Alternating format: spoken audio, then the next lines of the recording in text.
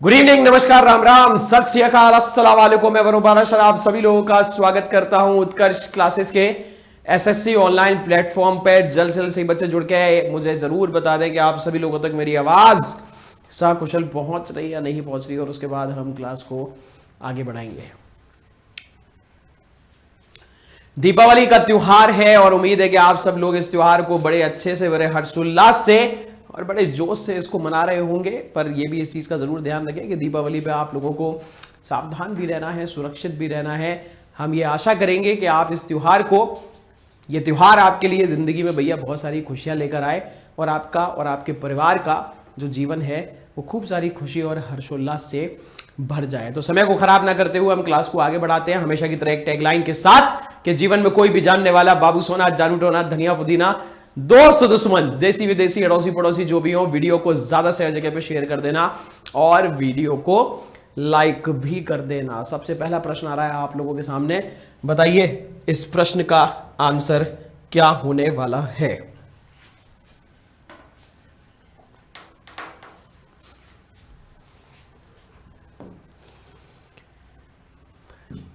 बताएं। 2001 में नाबार्ड ने डैश के कोर्स के साथ सूक्ष्म वित्त विकास निधि की स्थापना करी थी। 150 करोड़ रुपए, 245 करोड़ रुपए, 189 करोड़ रुपए, या फिर आपको क्या है यहां पर 100 करोड़ रुपए देखने को मिल जाएंगे।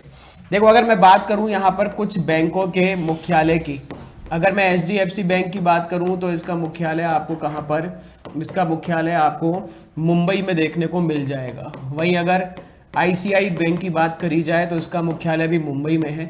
फिर आपकी DBS बैंक की अगर मैं बात करूं तो इसका मुख्यालय आपको कहां पे है, आपको सिंगापुर में देखने को मिल जाएगा।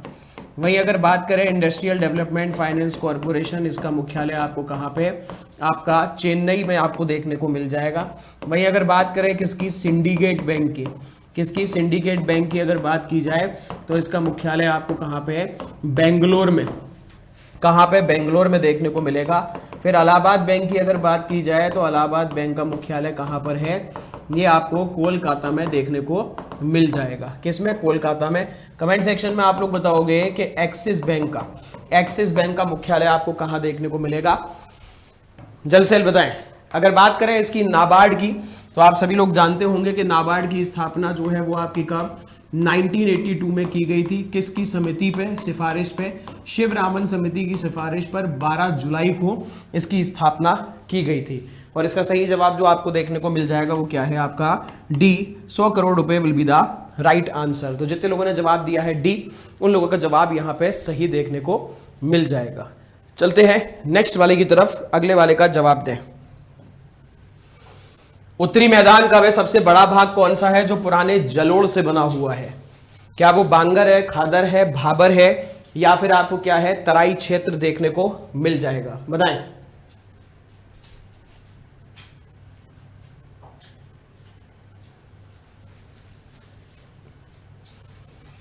चलिए समझते हैं इसकी कहानी। देखो, अगर हम बात करें कौन कौन से यहां पे मिट्टियां प्राप्त होती हैं, तो अगर बात करें सबसे पहले तो एलुवियल सॉइल जो है वो हमारे क्या है, पूरे क्षेत्रफल के 43% भाग पर फैला हुआ है। वहीं अगर ये कहाँ पर आपको, जो गंगा, यमुना और आसपास की जो सहायक नदियां हैं उसके जो आपका क्षेत्र है उस पर देखने को मिलेगा। वहीं अगर बात करें एक और है आपका ब्लैक सॉइल, इस ब्लैक सॉइल को क्या है, काली मिट्टी कहा जाता है। साथ में इसको एक नाम और दिया गया है, इसको रीगर सॉइल नाम भी दिया गया है। और यह आपका कहाँ पे, बेसिकली गुजरात और महाराष्ट्र वाला एरिया है, वहाँ पे अधिकांश देखने को मिल जाएगा। किस लिए फेमस होता है, यह आपके कपास के उत्पादन के लिए, कॉटन कल्टीवेशन के लिए आपको बहुत ज़्यादा देखने को मिल जाएगा। इसके अलावा उत्तरी मैदान में वह भाग जो पुराने जलोढ़ से बना होता है उसको किस नाम से जाना जाता है, उसके बांगर के नाम से जाना जाता है। और ये किसकी वजह से बनता है, जो नदी का पुराना प्रवाह है, जो नदी का आपको पुराना प्रवाह देखने को मिल जाएगा, ये उससे आपका क्या है, इसका निर्माण होते हुए आपको देखने को मिल जाएगा। और ये क्षेत्र भी क्या है, कृषि के लिए, ऐसा नहीं है कि खराब हो, बिल्कुल कृषि के लिए क्या है, ये एरिया जो है वो बिल्कुल आपको उपयुक्त देखने को मिल जाएगा। चलते हैं नेक्स्ट वाले की तरफ, अगले का जवाब दें। राष्ट्रमंडल खेलों में स्वर्ण जीतने वाली पहली भारतीय महिला पहलवान कौन हुआ करती थी? क्या वो अलका तोमर थी, बबीता फोगाट थी, गीता फोगाट थी, या फिर आपको क्या है यहाँ पर साक्षी मलिक आपको देखने को मिल जाएंगी। देखो अगर मैं अभी तक के इतिहास में बात करूं, कॉमनवेल्थ गेम्स के पूरा अगर मैं इतिहास उठा लूं, तो इतिहास में अब तक सबसे ज़्यादा मेडल जो है वो किसके द्वारा, ऑस्ट्रेलिया के द्वारा जीते गए हैं। दूसरे नंबर पर सबसे ज़्यादा मेडल इंग्लैंड के द्वारा, तीसरे नंबर पर सबसे ज़्यादा मेडल जो है वो कनाडा के द्वारा जीते गए हैं, और चौथे नंबर पर सबसे ज़्यादा मेडल जो है वो इंडिया के द्वारा जीते गए हैं। पांचवें नंबर पर रैंक आती है किसकी, न्यूजीलैंड की आपको रैंक देखने को मिल जाएगी। साथ में एक और चीज़ याद रखेंगे कि 2026 के जो कॉमनवेल्थ गेम्स हैं ये आप कहाँ पर हो रहे हैं, ये आपके ग्लासगो में हो रहे हैं, और ये वाली जगह आपको कहाँ, स्कॉटलैंड में देखने को मिल जाएगी। कमेंट सेक्शन में आप लोग बताओगे कि 2022 का जो कॉमनवेल्थ गेम्स हुए थे वो आपके कहाँ पर हुए थे, जल्दी जल्दी कमेंट सेक्शन में बताएंगे। और इसका सही आंसर आपको जो देखने को मिलेगा वो है गीता फोगाट। ये भी याद रखना 2010 में जब आपके कॉमनवेल्थ गेम्स स्वयं इंडिया में हुए थे तब इन्होंने यहां पर क्या है, स्वर्ण पदक जीता था। चलते हैं नेक्स्ट वाले की तरफ, अगले वाले का जवाब बताएं।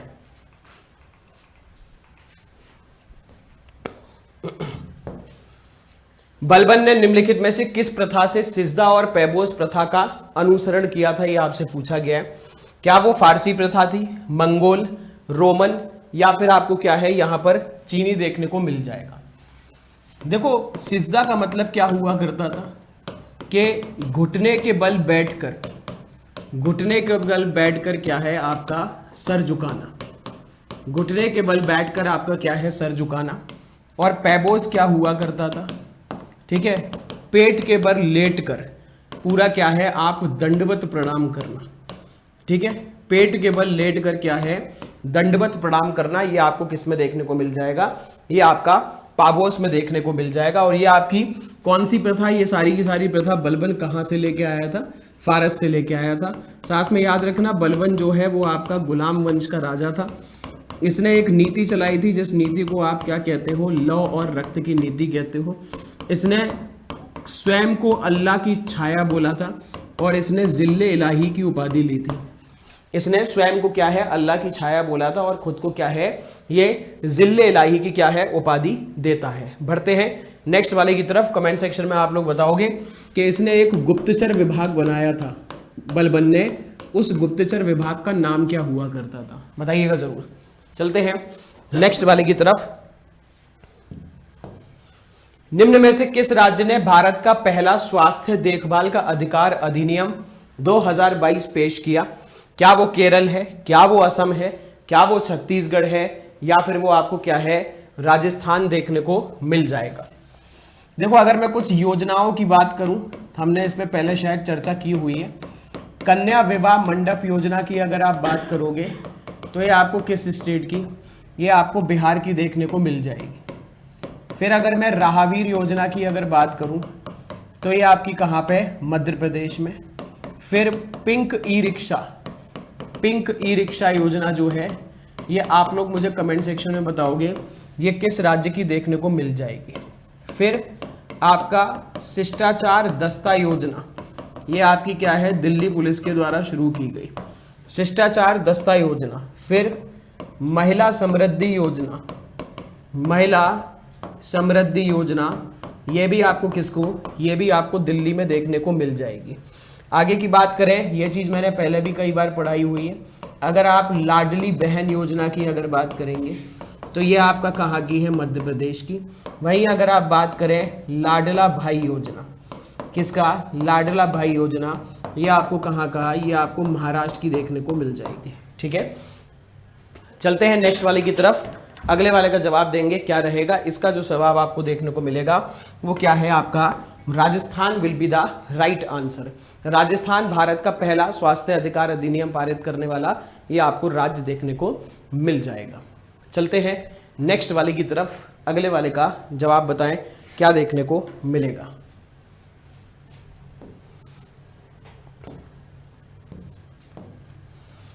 बैडमिंटन खेल और मैच की लंबाई के संबंध में निम्नलिखित में से कौन सा कथन आपको क्या है सही देखने को मिलने वाला है।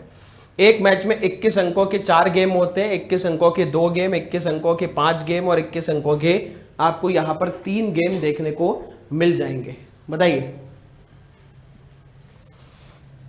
चलिए, अगर मैं बात करूं यहां पे कुछ खिलाड़ियों की, तो नीरज चोपड़ा जो है वो आप सभी लोग जानते हैं किससे संबंधित है, भाला फेंक, जिसे जेवलिन थ्रो कहा जाता है।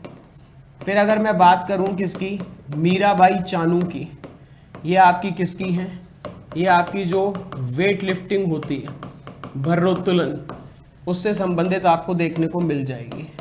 फिर अगले की बात की जाए तो लवलीना जी की बात की जाए, कमेंट सेक्शन में आप बताओगे लवलीना जी किससे संबंधित है। फिर आगे की बात करें वंदना कटारिया, ये आपको हॉकी से संबंधित देखने को मिल जाएंगे। फिर कमलप्रीत कौर, कमलप्रीत कौर जो है ये आपका जो डिस्कस थ्रो होता है उससे संबंधित आपको देखने को मिलती है।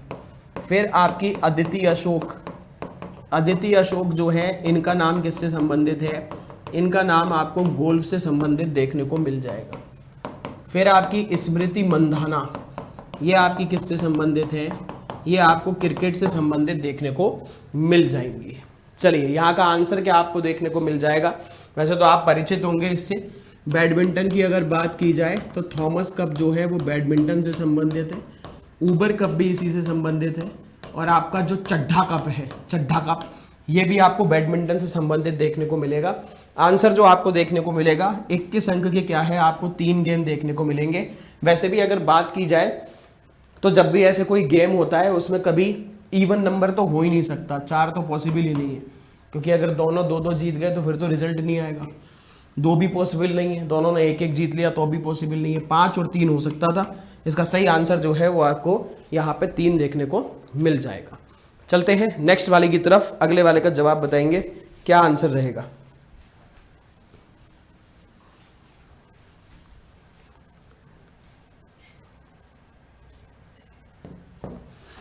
भारत की जनगणना 2011 के अनुसार निम्नलिखित में से किस राज्य में सबसे कम जनसंख्या दर्ज की गई थी।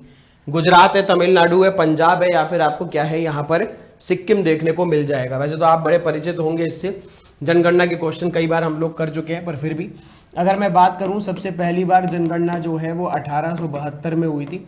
उस समय भारत का गवर्नर जनरल कौन था, वो आपका मेयो हुआ करता था। 2011 में जब जनगणना हुई थी तब उस समय जिले की संख्या जो थी वो आपके 640 जिले थे। साक्षरता दर जो है वो आपकी 74.04% थी, 74.04% आपको देखने को मिल जाएगी। फिर सबसे कम जनसंख्या जो थी वो किसकी थी, वो सिक्किम की थी। सबसे कम जनसंख्या 6 लाख से कुछ ज़्यादा थी। सबसे अगर ज़्यादा की बात की जाए तो वो आपकी उत्तर प्रदेश की थी, 19 करोड़ 95 लाख, करीबन 20 करोड़ कह सकते हैं। इसके अलावा नकारात्मक जनसंख्या दर किसने दिखाई, वो आपकी दिखाई नागालैंड ने, माइनस के 0.6% इसमें देखने को मिल जाएंगे। फिर सर्वाधिक जनसंख्या वृद्धि दर आपको किसमें देखने को मिली, वो आपकी मेघालय में, 27% के आसपास थी मेघालय में। ठीक है, चलिए एक प्रश्न आप लोगों से पूछ लेते हैं, हमारा कौन सा ऐसा राज्य है जहां पर अनुसूचित जनजातियों की जनसंख्या सबसे ज्यादा है। ठीक है, शेड्यूल ट्राइब जो है, प्रतिशत के आधार पर नहीं कह रहा हूं, पूरा उठा लोगे तो सबसे ज्यादा जनसंख्या आपको यही देखने को मिलेगी। आंसर जो रहा इसका वो क्या है आपका, Sikkim will be the right answer.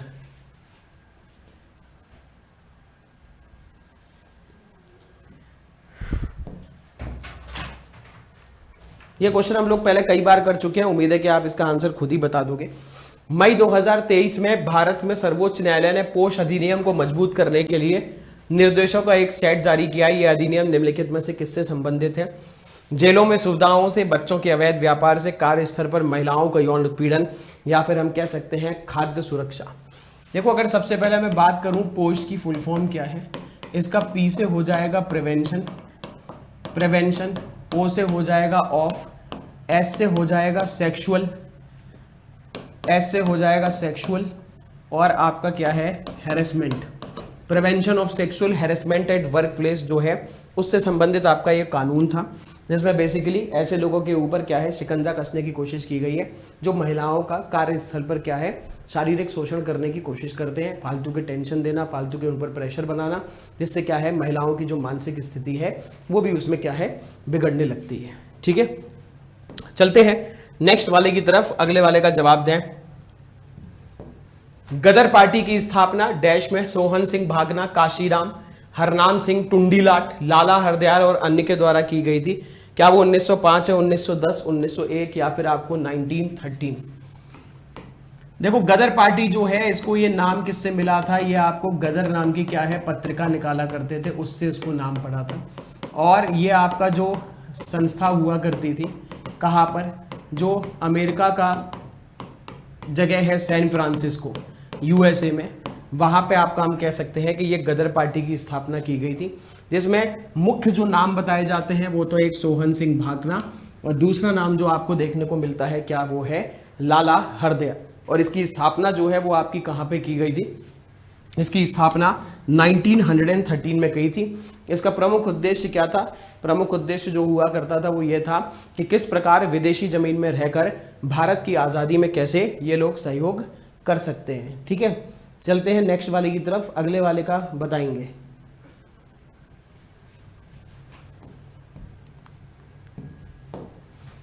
जलवायु के बारे में निम्नलिखित में से कौन सा कथन गलत है, ये आपसे पूछा जा रहा है, बताएं इसका आंसर। मानसून प्रकार की जलवायु मुख्यतः दक्षिण पूर्व एशिया में पाई जाती है। भारत की जलवायु में उष्णकटिबंधीय जलवायु दोनों की विशेषताएं उपस्थित हैं।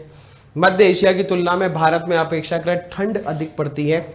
भारत के तटीय क्षेत्रों में देश के अंदरूनी हिस्सों की तुलना में आपको तापमान में कम अंतर देखने को मिल जाएगा। बताएं।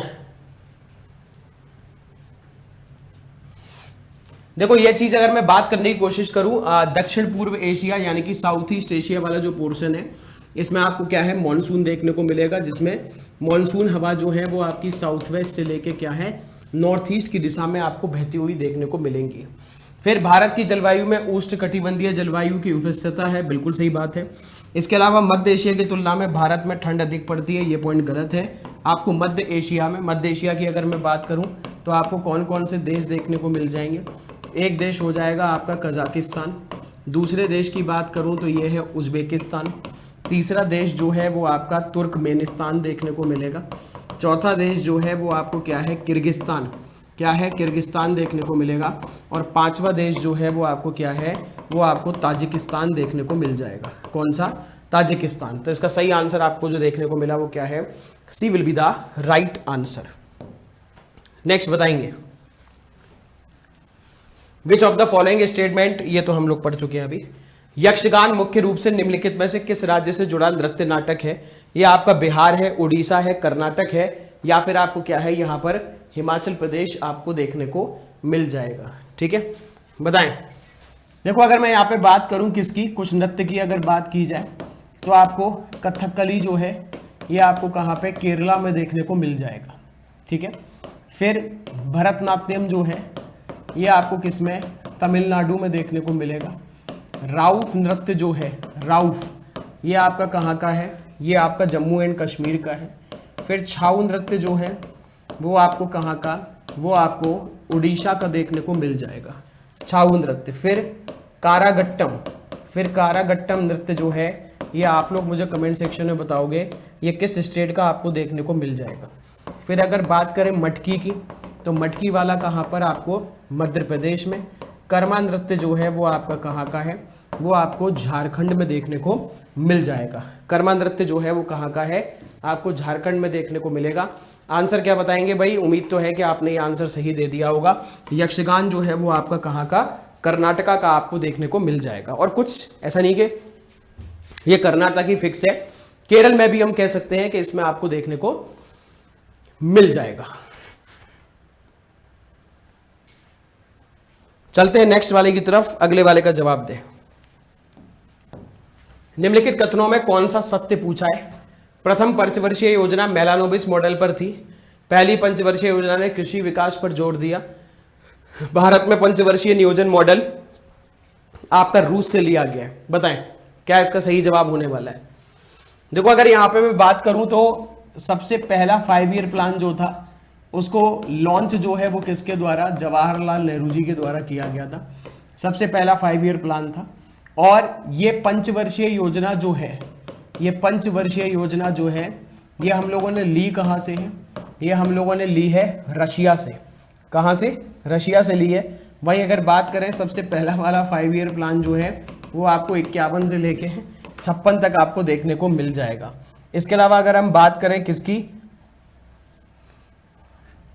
सेकंड 5 ईयर प्लान जो है वो आपका किसके मॉडल पे है, वो आपको मेलानोबिस मॉडल पे देखने को मिल जाएगा। किस पे, मेलानोबिस मॉडल देखने को मिल जाएगा। इसके अलावा कमेंट सेक्शन में आप लोग बताओगे गरीबी को खत्म करना है, गरीबी को खत्म करना है, ये कौन सी पंचवर्षीय योजना का क्या है आपका उद्देश्य हुआ करता था, बताएं कौन सी पंचवर्षीय योजना का उद्देश्य है। तो अगर मैं इसकी बात करूं, पहली पंचवर्षीय योजना, ये गलत होता है यहाँ पे क्योंकि ये दूसरी थी। और ये आपका जो हेरोड डोमर मॉडल है, किस पे, हेरोड डोमर मॉडल जो है उस पर आधारित है। पहली पंचवर्षीय योजना ने कृषि विकास पर जोर दिया था, ये वाला ऑप्शन सही है। पंचवर्षीय योजना रशिया से लिए गए, ये भी सही है। आंसर जो आपको देखने को मिलेगा वो आपका बी इसका सही जवाब रहेगा। नेक्स्ट,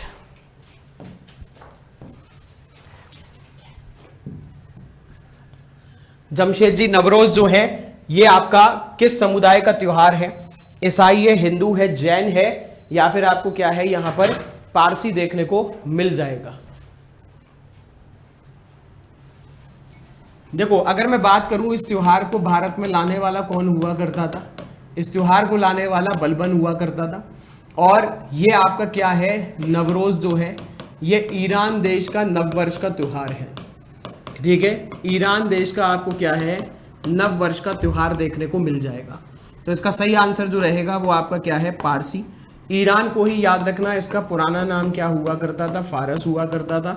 और यहाँ पर रहने वाले लोगों को क्या है, पारसी कहते हैं।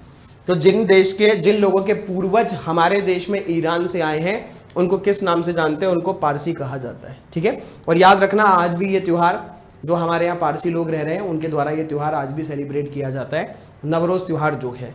वहीं अगर मैं बात करूँ ईसाइयों का एक त्यौहार जो है वो आपका गुड फ्राइडे है। इसके अलावा ईस्टर त्यौहार जो है वो अभी आपको इनसे ही संबंधित देखने को मिल जाएगा। ठीक है, चलते हैं नेक्स्ट वाले की तरफ।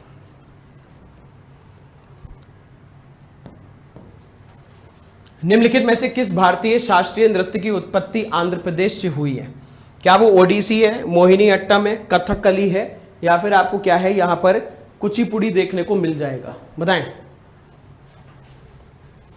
देखो अगर मैं कुछ नृत्य की बात करूं तो बिहू नृत्य जो है वो आपको कहां पे, असम में देखने को मिल जाएगा। बिहू नृत्य जो है, भांगड़ा जो है, भांगड़ा आपको कहां पे, पंजाब में देखने को मिल जाएगा, बहुत ही फेमस है। फिर आपका सरहुल त्योहार जो है, सरहुल त्योहार जो है वो आपको क्या बिहार में देखने को मिलेगा। फिर आपका गरबा जो है, गरबा जो है वो आपका कहाँ पर, ये आपको गुजरात में देखने को मिल जाएगा। घूमर त्योहार जो है वो आपका कहाँ का है, वो आपको राजस्थान में देखने को मिलेगा। आंसर क्या दे रहे हैं यहाँ पे, सभी लोग कह रहे हैं कि इसका आंसर जो मुझे उम्मीद है आप लोगों ने दिया होगा, इसका सही आंसर जो होगा वो आप सभी लोग डी जवाब दे रहे होंगे, कुचिपुड़ी। कथकली जो है वो आपको कहाँ का देखने को मिलेगा, केरल का देखने को मिलेगा। मोहिनी अट्टम जो है वो भी आपका कहाँ पे, केरल में। ओडिसी तो नाम से ही पता चल रहा है, उड़ीसा। और कुछ डांसेस की अगर बात कर ली जाए तो सतरिया डांस जो है वो आपको कहाँ पे, असम में। और कथक जो है, कथक, ये कथक आपको कहाँ पे, उत्तर प्रदेश में देखने को मिल जाएगा। चलते हैं नेक्स्ट पे।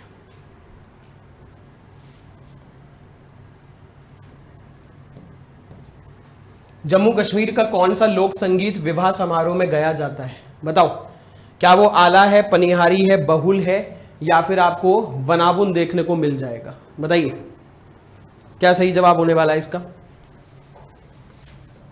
कुछ अगर डांस की मैं अगर बात करूं और तो रासलीला डांस जो है, रासलीला ये कहाँ का है, उत्तर प्रदेश का है। इसके अलावा तमाशा जो है, तमाशा आपको कहाँ का, महाराष्ट्र का देखने को मिल जाएगा। लावड़ी, लावड़ी नृत्य जो है वो भी आपको कहाँ पे, महाराष्ट्र में देखने को मिलेगा। कजरी जो है वो बिहार और उसके आसपास के जो स्टेट्स हैं वहाँ पे देखने को मिलता है। आगे की बात करी जाए, धमाल डांस, धमाल डांस जो है वो आपको कहाँ पे, वो आपको हरियाणा में देखने को मिल जाएगा।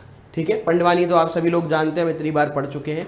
पंडवानी आपको कहाँ पर, छत्तीसगढ़ में देखने को मिल जाएगा। चलते हैं नेक्स्ट वाले की तरफ, अगले वाले का जवाब दें। इसका सही आंसर आपको जो देखने को मिलेगा वो क्या है, आपका D will be the right answer. ठीक है, ये बहुत बेसिकली आपका क्या है, जब वहाँ पे जम्मू कश्मीर में शादी समारोह हो रहा होता है तब आपको ये देखने को मिल जाएगा, ये लोग डांस करते हुए वहाँ पे देखने को मिलते हैं। नेक्स्ट, भारत की जनगणना के अनुसार साक्षर किसे माना जाता है? 7 वर्ष और उससे अधिक आयु का व्यक्ति जो किसी भी भाषा में समझ के साथ पढ़ सकता है, 15 वर्ष और उससे अधिक आयु, 5 वर्ष और उससे अधिक, या फिर आपको 18 वर्ष और इससे अधिक देखने को मिलेगा। देखो, जनगणना की बात की जाए तो मैंने बताया 2011 की जनगणना के अनुसार 74% हुआ करती थी जनगणना, जिसमें केरल जो है उसको क्या है, सबसे ज़्यादा टॉप नंबर 1 पे हुआ करता था। बिहार जो है साक्षरता दर के मामले में, बिहार जो है वो साक्षरता दर के मामले में आपको सबसे लास्ट देखने को मिल जाएगा। क्या है, सबसे एंड में आपको देखने को मिलेगा बिहार। और ज़रा देख लेते हैं, अगर बात करूं किसकी, यूनियन टेरिटरी की, संघ शासित प्रदेश में है, तो आपको लक्षद्वीप जो है वो साक्षरता दर में आपको टॉप पे देखने को मिलेगा। कमेंट सेक्शन में आप लोग बताओगे साक्षरता दर में सबसे कम में कौन है, कौन सा संघ शासित प्रदेश है जिसकी साक्षरता दर आपको सबसे कम देखने को मिलेगी।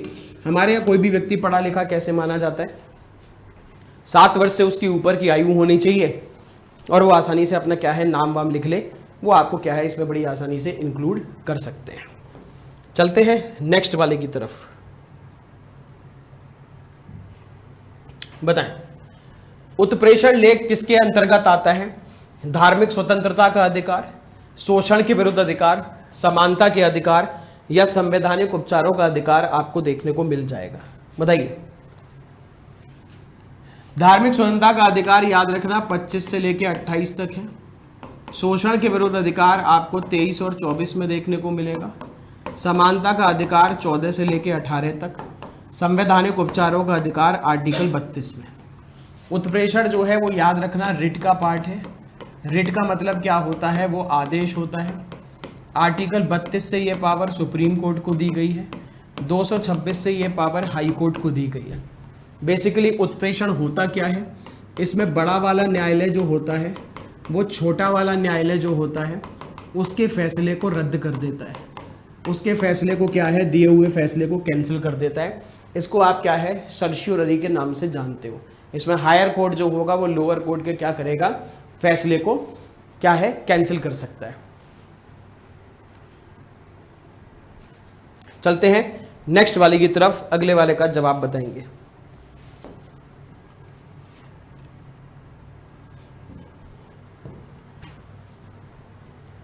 मौलिक कर्तव्यों के संविधान के भाग 4 में अनुच्छेद 51 के तहत वर्ष 1976 में 42वें संविधान संशोधन के माध्यम से जोड़ा गया था। क्या वो 8 है, 12 है, 10 है, या फिर आपको क्या है यहाँ पर 9 देखने को मिल जाएंगे। देखो, फंडामेंटल ड्यूटीज की अगर बात की जाए तो हमारा जब संविधान शुरू हुआ था, कॉन्स्टिट्यूशन शुरू हुआ था, तब इनकी संख्या जो है वो आपको क्या है 0 देखने को मिलती थी। क्या संख्या देखने को मिलती थी, इनकी संख्या जो थी वो आपकी 0 थी। वर्तमान में अगर मैं बात करूं तो वर्तमान में इनकी संख्या 11 है। हालांकि 42वें नंबर के संविधान संशोधन 1976 से 10 कर्तव्यों को जोड़ा गया था।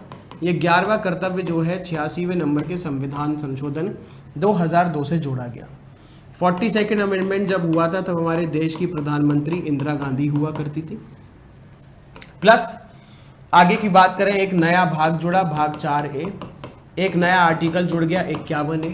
और हम लोगों ने ये किस देश के संविधान से लिए थे, रशिया के संविधान से लिए थे। ठीक है, जिसको आप क्या है सोवियत संघ के नाम से भी जान लेते हैं। प्लस ये वाली समिति जरूर याद रखना, स्वर्ण सिंह समिति। इस समिति की सलाह पर ही आपका क्या है मौलिक कर्तव्यों को हमारे देश के संविधान में जोड़ा गया था। ठीक है, चलते हैं नेक्स्ट वाले की तरफ। तो इसका सही आंसर क्या है, मौलिक कर्तव्यों के संविधान के भाग 4 में आर्टिकल के माध्यम से जोड़ा गया। उस टाइम पे जो मौलिक कर्तव्य हुआ करते थे उनकी संख्या आपको क्या है यहाँ पर 10 देखने को मिल जाएगी। कितनी, 10। चलते हैं नेक्स्ट वाले की तरफ, अगले वाले का जवाब देंगे।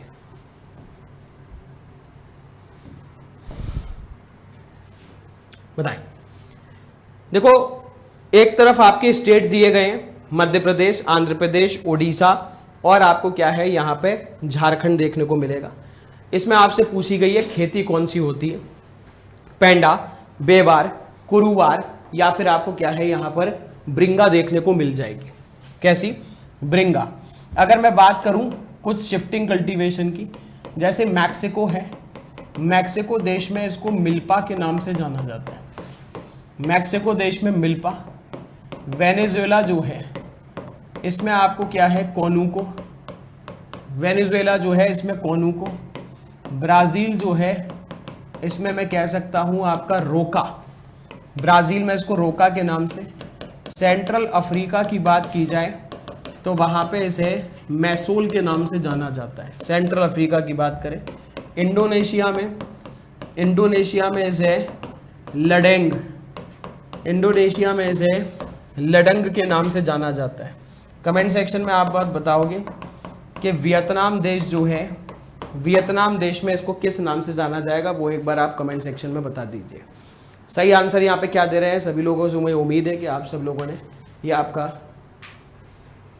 जवाब जो है वो उम्मीद है कि आप लोगों ने सही दे दिया होगा। इसका सही आंसर जो है वो आपको डी देखने को मिल जाएगा, क्योंकि मध्य प्रदेश में क्या है, इसको बेवर के नाम से जाना जाता है, आंध्र प्रदेश में इसको पेंडा कहा जाता है, और उड़ीसा में इसको ब्रिंगा, और झारखंड में इसको कुरुवा के नाम से जाना जाता है। तो आंसर जो रहेगा वो क्या है आपका, D will be the right answer. चल लेते हैं अगले प्रश्न की तरफ। क्या है आपका अगला प्रश्न, लेट्स सी। चलिए, तो जाते जाते आप सभी लोगों के लिए कुछ खास जानकारी वो क्या है वो भी जान लीजिए। दीपावली का त्योहार है, और इस त्योहार में उत्कर्ष क्लासेस भी आप सभी लोगों के साथ त्योहार मना रहा है, क्योंकि खुशियां तो बांटने से बढ़ती हैं, और जब भी खुशी का कोई माहौल रहा है उत्कर्ष के लिए तो उन्होंने हमेशा अपने खुशियों को अपने परिवार के साथ बांटा है। और उत्कर्ष का जो परिवार है वो आप सब लोग हैं, प्यारे प्यारे स्टूडेंट्स हैं, जिनकी वजह से आज हम यहाँ तक पहुँचे हैं। इस उत्कर्ष दिवाली ऑफर में आपको याद रखेंगे 24 अक्टूबर तक ये ऑफर रहेगा, जिसमें आपके एसएससी और रेलवे के जितने भी ऑनलाइन कोर्सेज हैं उन पे आपको 90% तक का डिस्काउंट दिया जा रहा है। कोर्स की वैलिडिटी आपकी एग्जाम तक रहेगी, जब तक आपका एग्जाम नहीं हो जाता। 13% का आपको टॉप कोर्सेज पे क्या है, एक्स्ट्रा डिस्काउंट भी मिलेगा। बस आप ये वाला कोड यूज कर लेना, यूज C13, ठीक है। प्लस साथ में आप लोगों को ये भी याद रखना है, आपका फाइनल सिलेक्शन जो होगा उस पर आपको 100% फीस जो है वो आपकी वापस भी मिलने वाली है। आगे की बात करें और क्या खास है, इसमें आप लोगों को दिल्ली पुलिस कांस्टेबल 7,500 से ज़्यादा वैकेंसी आई। अगर आप जयपुर क्लासरूम से पढ़ना चाहते हैं तो स्टैंडर्ड वाला बैच 1200 में, प्राइम वाला यू कैन परचेज इन 2400।